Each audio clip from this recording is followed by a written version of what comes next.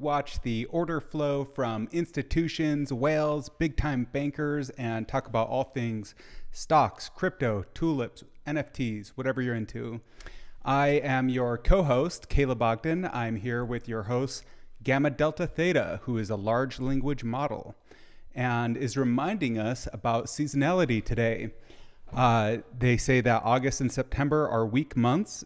GDT supposes this is because of people going on vacation in the summer, maybe tax loss harvesting, but I can confirm that the markets have been struggling since the beginning of August.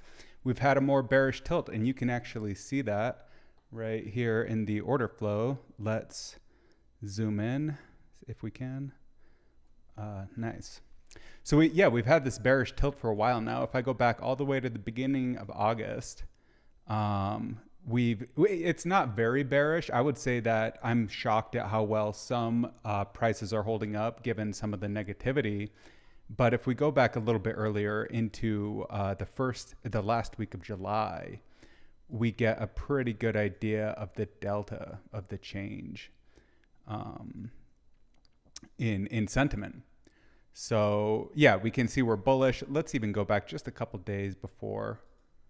And okay, that's not super bullish, but as we go back further in the month, it's a little hard to see, but definitely the put to call ratio is pretty favorable through July. So yeah, we've had this bearish tilt in the markets and it has been a wild ride, but that is what to expect in earnings seasons. Another thing GPT said, earnings season.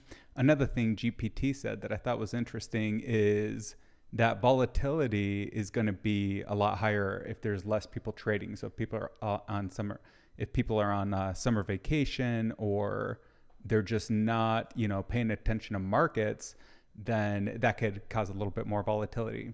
So for today, I want to talk a little bit about the action on the insiders, but we do have a live Palantir earnings, and our good friend Alex Karp is going to walk us through the latest and greatest with our favorite AI tech. Nice.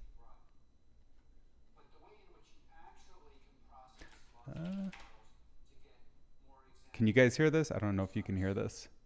Operationally valuable insights, the way you can actually write them safely. Okay, I think you can hear it now. Meaning you can control your enterprise. The way you can turn them into logic that allows you to power your enterprise both in a read-write function with governance that is mandated by law or by ethics. We provide those ways of working are exactly the ways we always thought one would have to work. But before, the delta was insufficient. And then last not least, there's no roadmap. Palantir is the world's best at no roadmap innovation, products built for a world where things disintegrate and you actually need to do things in the way they would be done in the natural state. So in the natural state, you would have something like Foundry, you would have an ontology, you would have AIP. Institutions in America are going back to their natural state, a state for which we've built products, especially in the US. You see this in Palantir's numbers. So why is that? Because we've built products for the natural state of how an enterprise should work. That state is apparent to people because of the enormous power, the power to accelerate time, change your business using large language models. And therefore, it is something which people embrace. We've now moved from being, and that product, our culture fits both efficiently and in a way that's charismatic to especially US commercial institutions and also government institutions that are realistically aware of the dangers of adversaries who are cunning and exceedingly competent, especially at technology. So I like watching these earning reports because it gives you a good idea of what the team is focused on. And I don't know, I used to work at tech companies. I think it's kind of interesting. Let's get to the latest. Our most important institutions, which is clearly nowhere near done. So intelligence and defense has gotten us to the point where I think it's indisputable that Palantir's software in that space is the most important in the world. So for those who don't know and are just tuning in to look at my my setup here, The Palantir is it's actually a pretty old company. I think they must be like 15 years old, maybe older. And they IPO'd relatively recently. If I remember, it was 21, maybe 2020. And they actually went through the SPAC process, which is kind of funny. I think maybe they were part of Chamath's Palihapitiya's IPOs while he was still doing those, before everyone got pissed off about the world of SPACs. And so Palantir has always been about data and analytics and a deep helping governments and institutions, especially governments, create insights from data. That's my understanding anyway. I actually do have a couple close connections there that gave me like kind of an insider view, at least, maybe this was like a long time ago now. But still, the reason why they are exciting as an AI play is because of the massive volume of data that they have access to, and their history, even just like warehousing that much, like information. It's hard. It's a challenge. And so, and obviously they're the premier brand for, I believe, for government support and kind of like assisting both military and intelligence operations with their data platform. And so what's cool is they have all of this really strength in their business from all these government contracts that they've spent a decade accumulating. And guess what? Those aren't going away. Generally, like when these companies subscribe to a service and it works for a decade, it sticks around. What that provides an opportunity for is to open up a new segment to business, B2B or maybe B2C. Like they can sell their services not just to governments, but to corporations and also to people. And they can leverage all of their existing tools and infrastructure. And plus, I just love the company, right? It's got a cool name, Palantir, Lord of the Rings, founded by Peter Thiel. We got Joe Lonsdale, kind of like the who's who of like the old tech bros are kind of like in the mix. And so it's just kind of a fun company. And yeah, let's get back to Brother Karp and see what they're up to. Okay, we're actually in the earnings now. On aggressively capitalizing on this momentum by driving compounding growth of AIP usage. As this fast-moving market evolves and expands, so too will we. And it's just the beginning. Let's just go back and finish what he was saying, because that was kind of the point of this. Done. So intelligence and defense has gotten us to the point where I think it's indisputable that Palantir's software in that space is the most important in the world. Now, while continuing to focus on that, we can focus on, okay, but given that we've built these precursor technologies, given that our product has moved from being nascent to having thousands of users, the AIP product, given that we believe that the reception to this is unlike anything we've seen in PGA, Foundry, Apollo, target selection, products. And given the receptivity of the market, also not to mention that we have been profitable now, we expect to be eligible for the S&P. For several quarters we've been profitable, that we have over $3 billion in the bank. That positions us to fulfill our... The reason it's important for these companies to get into like S&P is once you get included in those indexes, well, actually, I don't know all the reasons, but one thing I've been thinking about lately, oh, you can't see me. Hold on. Okay. So let's just do me for a second. Yeah. So one thing I've been thinking about lately is the difference between a company that is included in an index and excluded. So you can take Zions Bank. I'm a Ton, and Zions is like a really well-known, great reputation, like established institutional bank out here. But they had this massive sell-off in the financial crisis because they do a lot of commercial real estate, and there's a lot of interest rate risk introduced with the Fed raising rates faster than any time in history, which I'm sure we'll all get to the bottom of and have some tears over eventually. But for now, we're just dealing with the aftermath of all that. And one of the aftermaths and the things that was a little bit unexpected was how all of these banks would have these, I don't understand it well enough to explain it, but basically when corporations buy real estate, it's a lot riskier than when a person does it, because I can go and get like a 30-year fixed loan, and they can't really do that. They have to like get a 5-year variable loan or something. And as all these loans come due again, it is creating this pressure on payments, because look, if you're used to paying like 25 grand a month for your building, all of a sudden you're paying 32, all of a sudden you're paying 48. Like that is actually what could really be happening in the next, I don't know, those numbers are a little bit made up, but how much do you think a building costs? Like it's got to be like 5 grand. Point is, you're watching your mortgage, your kind of like baseline operating expenses rise dramatically every month, and that's going to put a lot of pressure on things. Anyway, that's a side tangent. What I brought that up for is talking about Zions Bank and being listed in all of these different indexes. They might even be in the S&P, but they're definitely in the KRE, which is the regional bank fund. And so the advantage, I believe, of being in these indexes would be like lower volatility, and you get the upward buying pressure from people who would never know about your company, but they're buying the index, which automatically, you're included in that index. So, but the disadvantage is you can be a part of like these crazy sell-offs. So when the bears were coming in and they were just like dump or like whatever, they were just taking down the KRE, Zions was right there getting sold with the rest of them. And what's interesting is, from what I can tell, the ownership there is actually pretty institutional. Like I would like to understand the ownership structure there a little bit better. But anyway, point is, what is the impact of all of these companies? This is the ultimate point. The ultimate point, if you're still fucking with me, hero.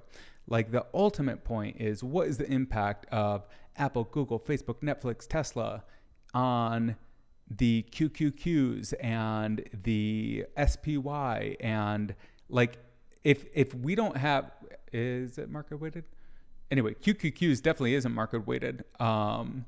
If we have these companies that are creating a feedback loop within the indices, where the indices go up because people buy the companies that comprise the indices, like I've talked about this before, but it's a feedback loop.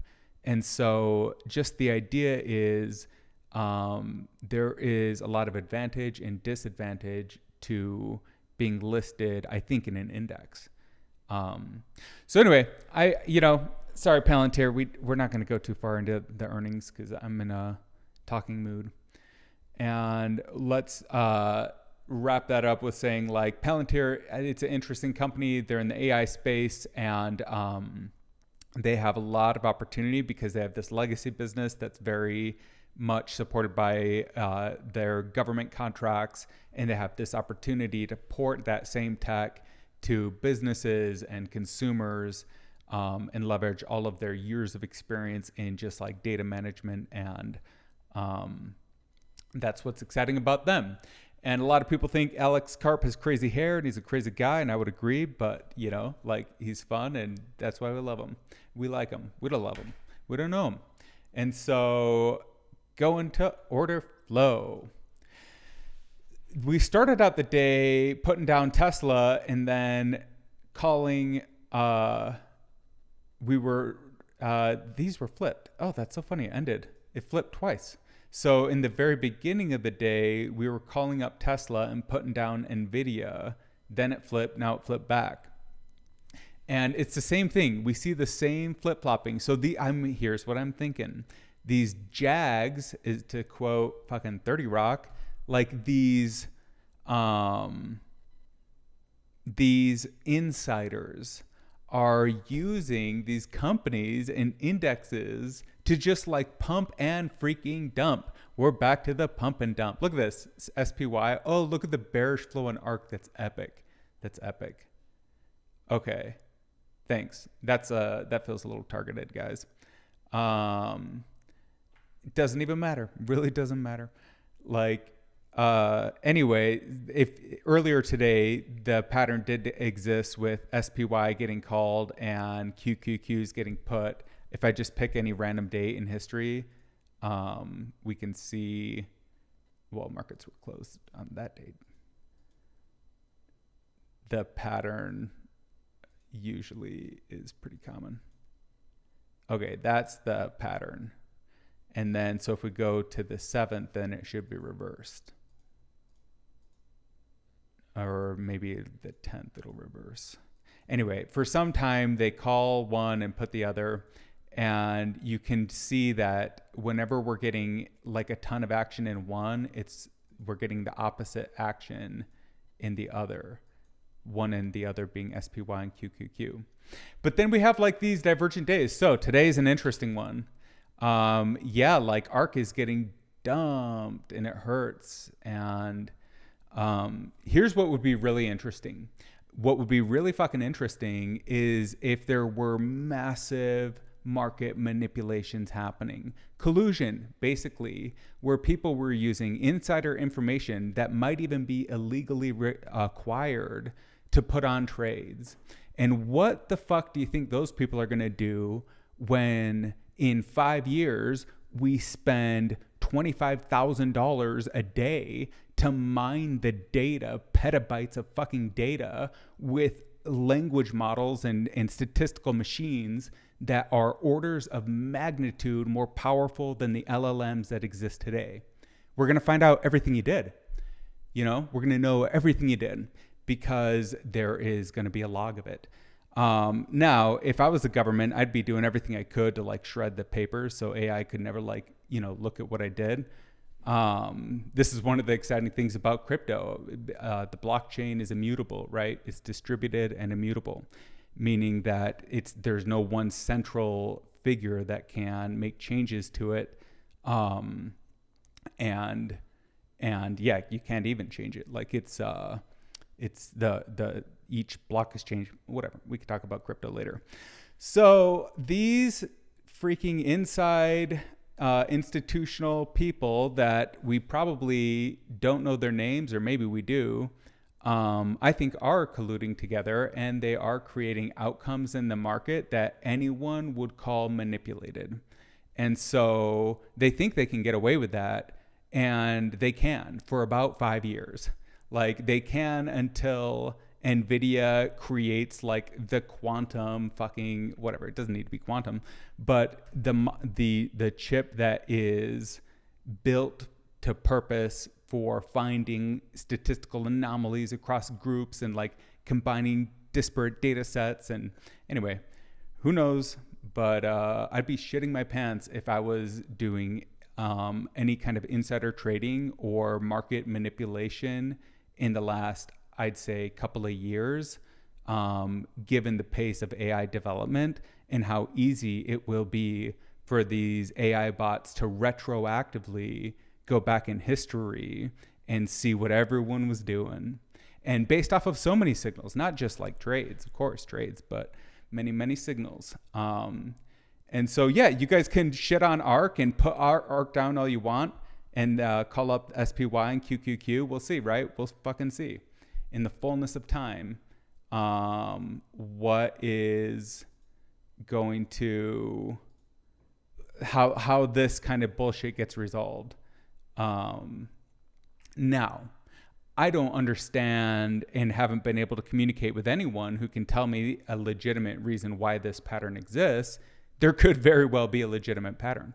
Like maybe this is a form of hedging or a form of whatever.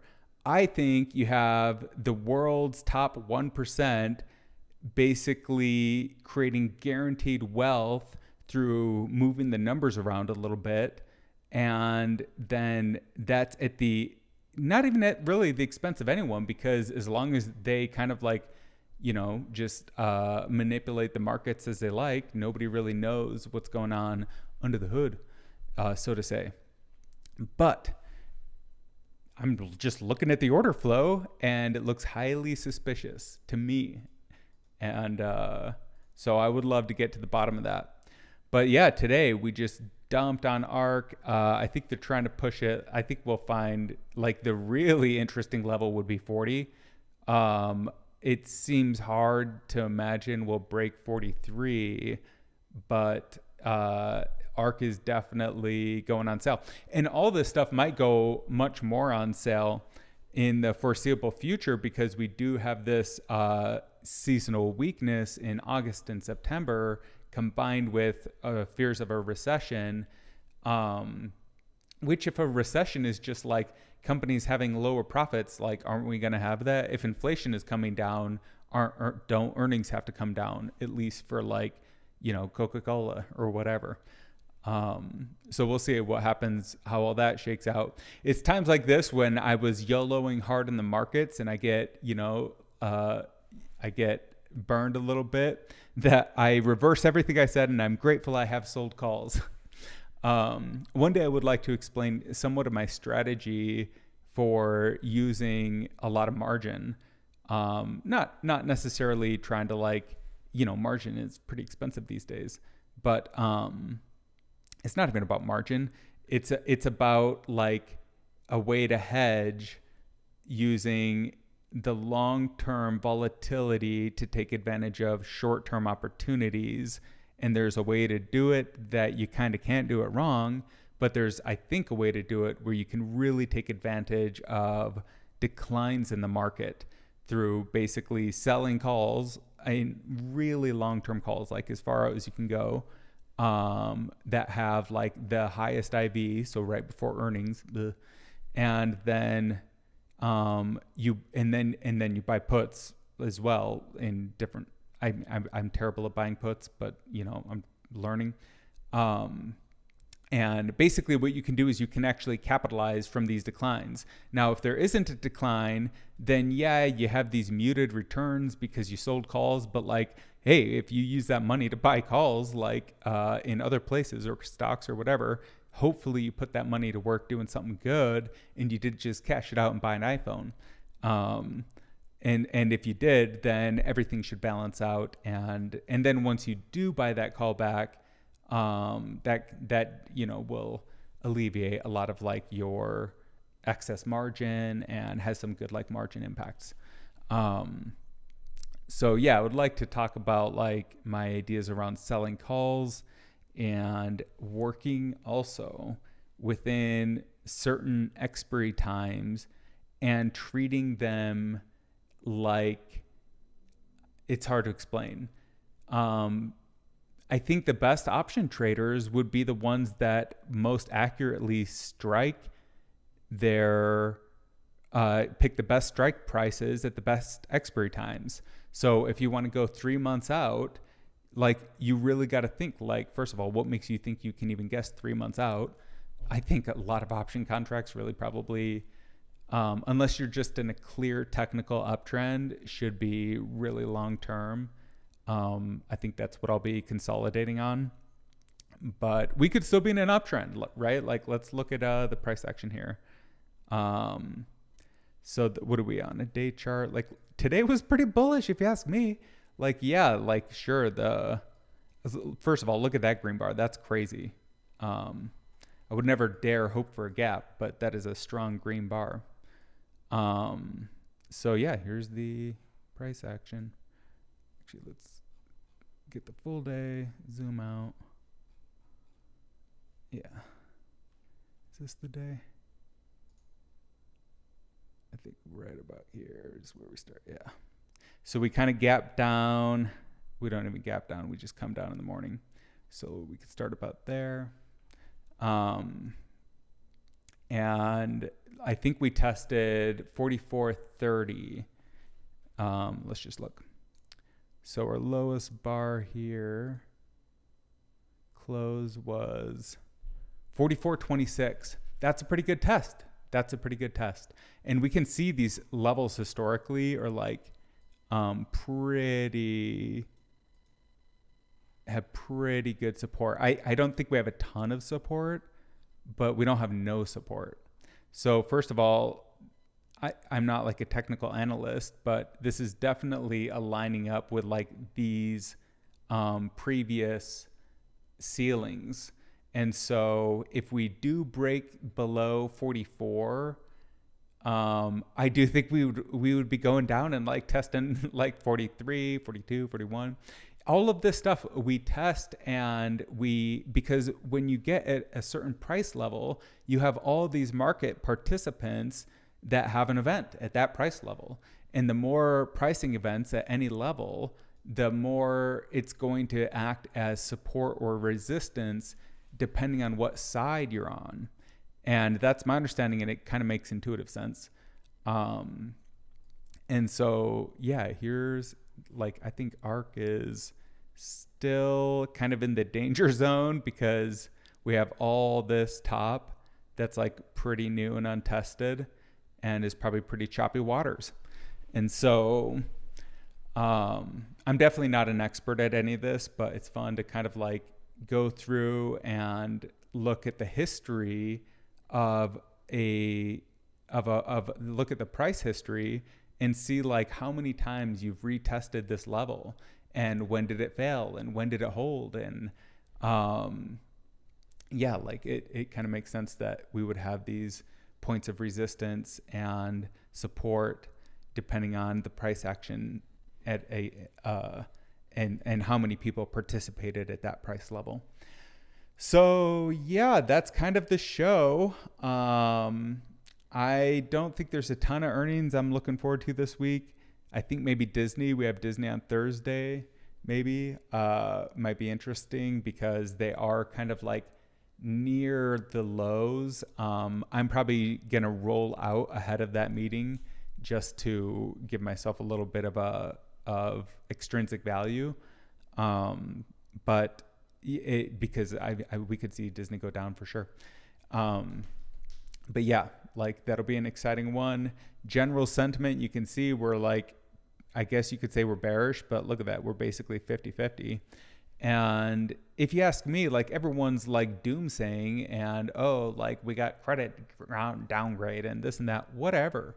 Like if the market is seeing the truth of reality, which is we have a new cycle beginning and one that is driven by the undercurrent, rather supported by the tailwind of automation and artificial intelligence, which is like kind of the same thing, just like free work, free money, like that will be an incredible productive force for all world economies over the next few decades, but especially the next decade. And if the market is looking a couple of years ahead, and even not even that, like a year or two ahead, then I think it would be seeing an environment where inflation has had its effect, whatever it is, the cycle will be done and it'll all be baked into the price. Who knows what it'll be, but it'll be baked into the price. And we'll be talking about some new thing. And then at that time, we'll start introducing these deflationary forces of AI.